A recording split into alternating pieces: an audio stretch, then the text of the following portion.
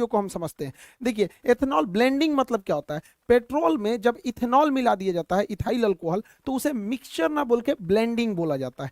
ये फायदेमंद होता है, इससे थोड़ा सा पेट्रोल का पैसे बच जाते हैं। इसमें 85% जो होता है वो पेट्रोल होता है, 15% जो होता है इसमें इथेनॉल होता है। हालांकि भारत सरकार का टारगेट है कि 2025 तक इसे 20% इसमें एथेनॉल मिला देना है, और एथेनॉल मिलाने की क्रिया को एथेनॉल ब्लेंडिंग कहते हैं। ऐसा क्यों किया जा रहा है, क्योंकि भारत के पास बहुत ज्यादा ऑटोमोबाइल इंडस्ट्रीज है। हमारे पास दुनिया में 3rd नंबर पे हम लोग आते हैं ऑटोमोबाइल सेक्टर में। हमारे तरफ भारत में कई अलग अलग टाइप की व्हीकल्स बनते हैं, जिसमें 26 million vehicles per year Bharat में बनाए जाते हैं। इस 26 मिलियन व्हीकल में से लगभग 5 मिलियन व्हीकल्स हर साल 5 मिलियन व्हीकल्स हर साल हम लोग निर्यात कर देते हैं। तो हम लोग के पास जो 26 मिलियन जो बच रहा है यहाँ पे टोटल ओवरऑल, मतलब अगर भारत में देखेंगे तो लगभग 20 मिलियन गाड़ियां हर साल बन रही हैं, और उसमें जो फ्यूल पड़ रहा है वो पेट्रोल से आ रहा है। और पेट्रोल हमारे पास तो होता नहीं, हम लोग 80% पेट्रोल जो है वो बाहर से ही मंगाते हैं। अब जो पेट्रोल बाहर से आ रहा है वो तेल के कुएं या रीक से आ रहा है, ये गल्फ कंट्री के पास है।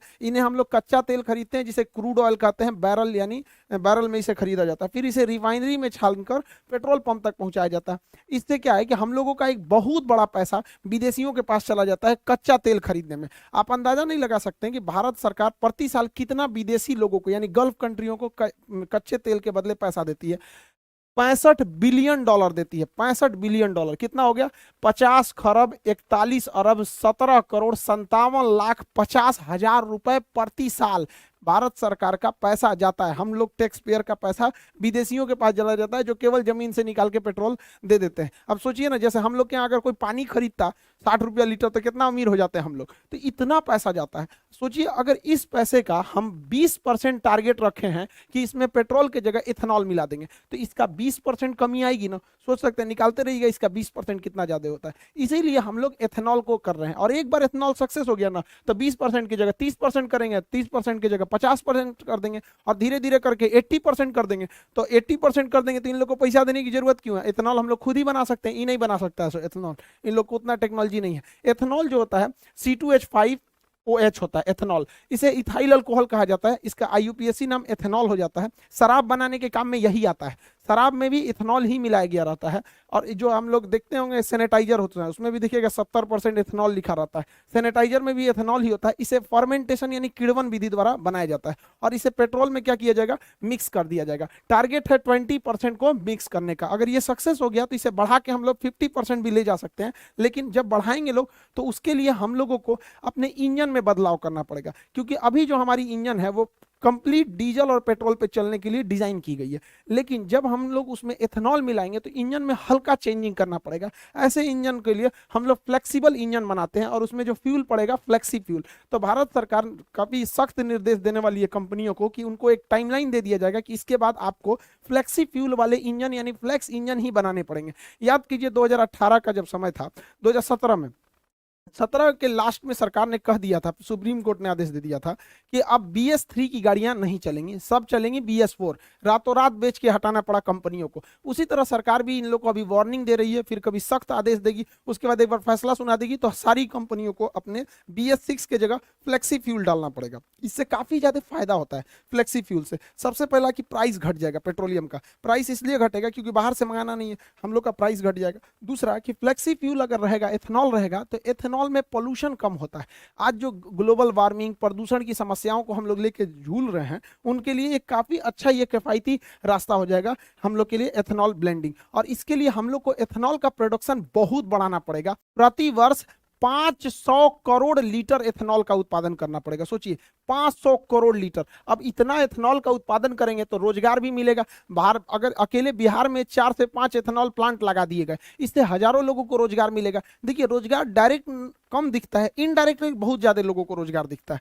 तो कहीं पे भी अगर देखिएगा किसी एरिया में अगर वहां 20 भी फैक्ट्री आ गई ना, 20 फैक्ट्री, तो कम से कम 10,000 लोगों को रोजगार मिल जाएगा। तो आप ये मत देखिए कि 500 करोड़ लीटर प्रति वर्ष, इससे डायरेक्टली और इनडायरेक्टली बहुत लोगों को रोजगार मिलेगा, क्योंकि उसका एक पूरी तरह सप्लाई चेन बन जाएगा। कैसे कि एथेनॉल बनता कैसे है, अनाज को सड़ाकर, यानी जो हम अनाज फेंकते हैं ना उसी को सड़ा के एथेनॉल बना लिया जाता है। तो एक तो वेस्ट बचेगा हम लोग के यहाँ। दूसरा इसे गन्ना से बनाया जा सकता है, चावल जो टूट जाता है बाजार में सस्ते दाम पर बिक जाता है, किसान का चावल टूट गया तो उसको खुद ही बन जाता है, तो उसी चावल को सड़ा के ये एथेनॉल बना लेता है। मक्का, मक्का जो है इसका कोई भाव नहीं मिलता है, 6 रुपए किलो किसान का मक्का सरकार को किसान बेचने के लिए मजबूर होता है, 6 रुपये किलो। अब उसको ना छुपाया कैसे जाता है, किसानों को बेवकूफ कैसे बनाया जाता है, तो सरकार कहती है हम 6 रुपया नहीं ना खरीद रहे हैं, हम 600 रुपया प्रति 100 kg यानी प्रति क्विंटल खरीद रहे हैं। और जब हाल है भैया तो 1 रुपया 6 रुपया ना किलो पड़ा, तो किसान को 100 रुपया का भाव कौन सी बताता है, 1 किलो का बताओ ना, आम आदमी को भी समझ में आता कि तब ना लोग सवाल उठाएंगे कि किसानों का इतना दुर्दशा क्यों है।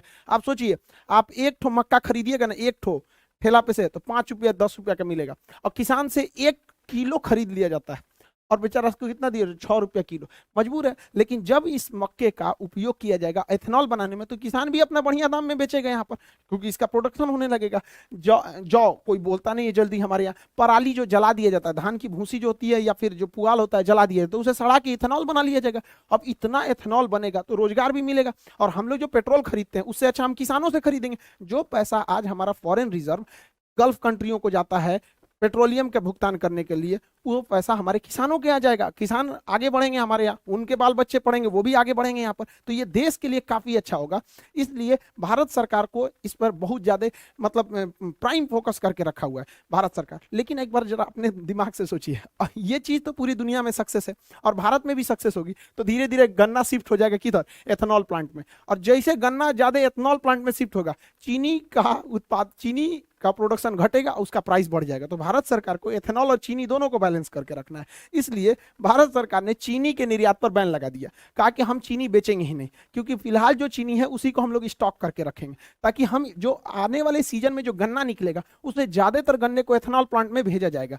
अब उस ज्यादातर को भेज देंगे, वह चीनी के लिए नहीं बचेगा। भारत में महामारी हो, पूरा भयानक, कम महंगाई है भारत में, चीनियों महंगा हो जाएगा यहाँ पर, इसलिए इस पर निर्यात पर रोक लगाया गया। हालांकि भारत में चीनी का प्रोडक्शन बहुत ज्यादा है, चीनी का प्रोडक्शन 35 मिलियन टन है हम लोग के पास चीनी का प्रोडक्शन। हालांकि इसका उत्पादन जो है वो 27 मिलियन टन है, यानी 8 मिलियन टन एक्स्ट्रा हमारे पास है।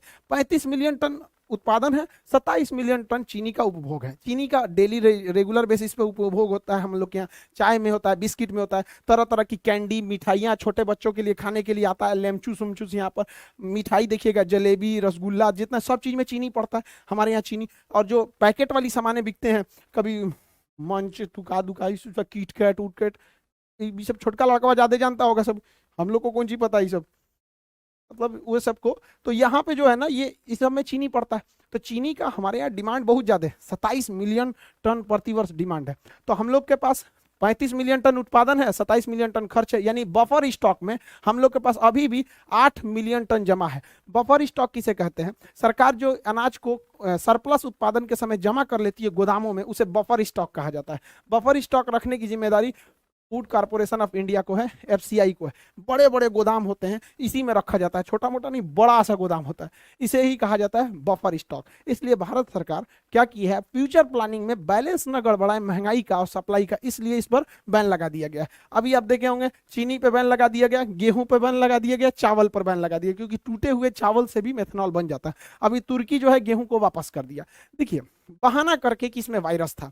सोच रहा अफगानिस्तान के लोगों के लिए वायरस नहीं है, आईएमएफ कह रहा है कि प्लीज गेहूं दे दीजिए, ये लोग को बहुत बड़ा दिमाग हुआ है। ये एक्चुअली देखिए क्या है कि तुर्की क्या देख रहा है कि वो रूस के करीब है।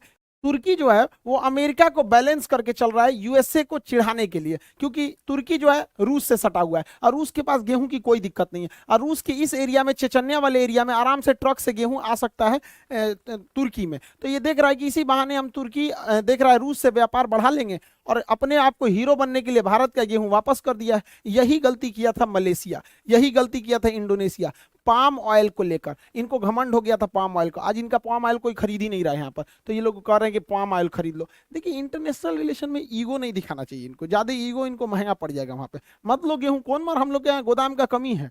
तो आप ये समझ गए होंगे कि एथेनॉल ब्लेंडिंग क्या है, फ्लेक्सी फ्यूल क्या है और क्यों हम लोग इसको ज्यादा प्रमोट कर रहे हैं। ये अच्छा भी है, हमारे बचे हुए खाना या जो अनाज बर्बाद हो जाते हैं, अनाज टूट फूट